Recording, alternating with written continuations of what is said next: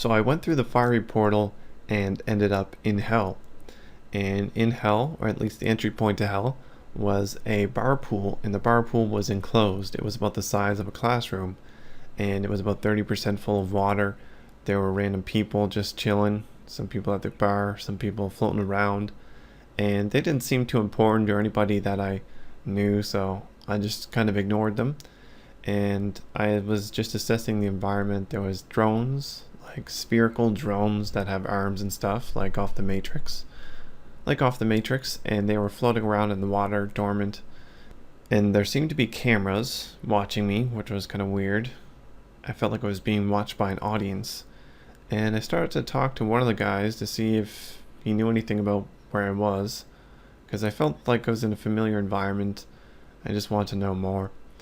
And he didn't seem very intelligent. He just got really angry for no reason. So I just stopped talking to him, and then I fell off the bench because I was sitting at the bench in the bar pool. And I got stuck between the bench and the bar area. And I couldn't get out of there, and I felt like I was drowning, so that's weird. I usually never have a problem with drowning in water in altered states. I can freely just travel in water for long periods of time. But here it was like I was drowning.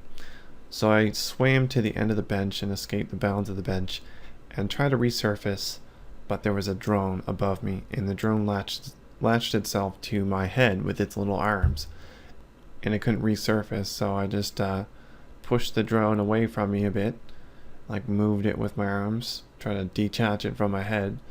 And I did that, but the drone got right angry and it started to shoot at me. So it started to hover above the water and shoot these little bullets at me. And everybody in that room cleared out, and all these other drones showed up, and they all started shooting at me.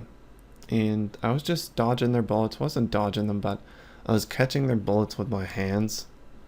Just put my hands up and was moving them around lightning fast and blocking the bullets. And they just started to heat up. That's all I felt was heat. And I thought it was pretty funny. And I didn't really want to attack them because I've been trying to be less combative, because I found that a lot of my dreams and astral projections are like really violent. So I was like, I'm gonna stop combating things. But these drones were relentless. I was like, can you guys stop? And they just kept going. They shot for quite a while. If I really wanted to, I could destroy all these drones in a split second. But you know why do that? I want to intelligently observe this area.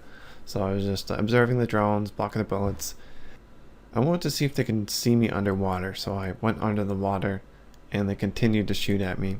But when I resurfaced, the drones were gone. And 4 people were there, 4 other humans, new humans.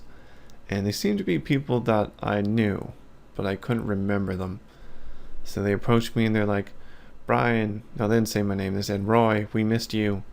And I'm like, I'm sorry, I don't remember who you are. I couldn't really address any of them by their names. And one of them said that my hand was messed up. So I looked at my hand. It was really well defined, except my index finger and my middle finger were cut in half by the bullets for some reason. And this particular environment made me feel incredibly human. I then found myself in some sort of stasis area. So I was inside or enclosed by these curtains. The curtains were about 5 feet around me, like they weren't touching. There was a big space between me and the curtains. And I didn't want to destroy the curtains, because if you destroy intelligent energetic constructs around you, the locals that have built them and are maintaining them will begin to attack you. And I was like, I don't feel like combating things anymore. I want to observe and be merciful. But I went up to these curtains and I just touched it to see what it was, and it contracted on me, and it just confined me to a very small space. And I still didn't want to destroy this thing, because it felt like I was in some important stasis, something that was keeping me alive, or my body alive, or was helping me in some way, and I didn't want to break it down. So the girl from the group that I was talking about earlier, she showed up, and she was like, you wouldn't believe what is to come. She said a bunch of things, but that's all I could hear. And then she passed over a piece of paper with words on it, like a note, and I couldn't read anything from that. I don't know why she thought that would work out. It seemed like these people wanted me to know something that was really important that's going to come in the future. And that was the end of that experience. So these people, these 4 people that showed up, they were somewhat familiar. There was a female with black hair, a black person, and another person with black hair, a male 20 to 30 years old, and then an older person about 70 to 80 years old from what I can tell. So they brought their forms into in their altered state. This must be something different from the astral plane, a different plane or a different state of being. I don't like to refer to these things as levels or planes. My concept of existence is a bit different. Doesn't really encompass these things, but I'll just call them planes. I must have been on like a mental plane or something where thought form of yourself is really enforced over time and it's carried on into this state of being. And things like bullets can hurt you apparently, and you can drown because you think you can drown. There's just a really strong collective thought force in this world. And so I felt like I was with these people, like I said, and I recall being in this environment once, except I was able to move to a different room. It was like an alleyway, and it was some sort of training simulation. There was these robots that would come in, and we would just destroy them. The 20 to 30-year-old guy, he was super fast. Like, he was basically teleporting around, and I had a lot of fun with him. I remember this from that experience. Me and him were just zipping around like nothing. It's really hard to find other humans that can move around like this.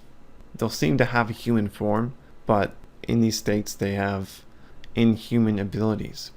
So this particular experience, since I haven't been out of body too much recently, I had all these restrictions.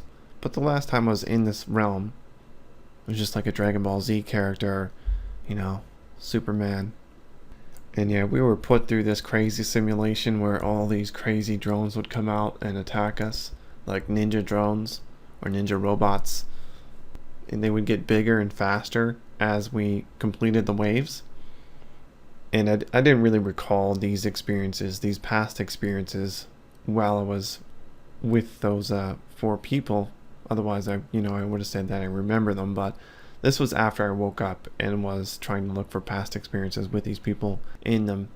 And I found that one experience with the alleyway, which is within the realm, and another experience, which was a year ago.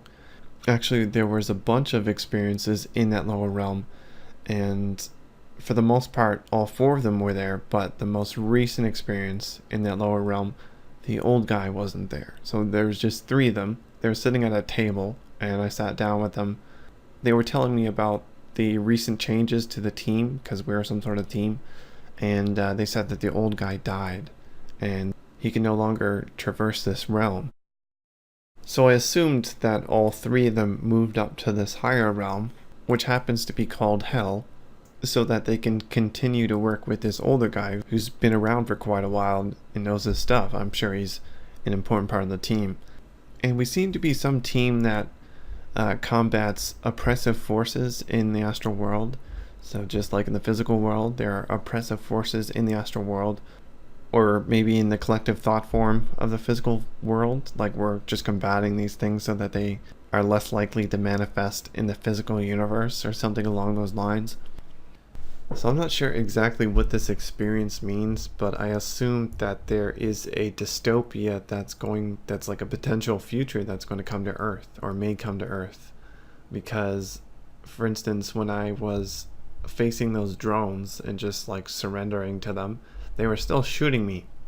So that kind of sounds like America in cops, and that may just get worse as our technology grows, because we're developing new ways or better ways to govern or kill people. So if this type of oppressive behavior continues, then it's just going to amplify with our coming technology.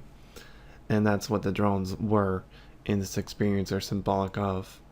And the stasis experience, or part of the experience, that could be symbolic of the coming future where we feel as if our government is important to us, or certain things that they're doing is important for our well-being, but is really just ridiculously oppressive and hurting our civilization. I'm not concerned about Canada. I feel that Canada has it pretty good, but I'm pretty concerned about America and a lot of third world countries. And that's it for that experience. See you next video.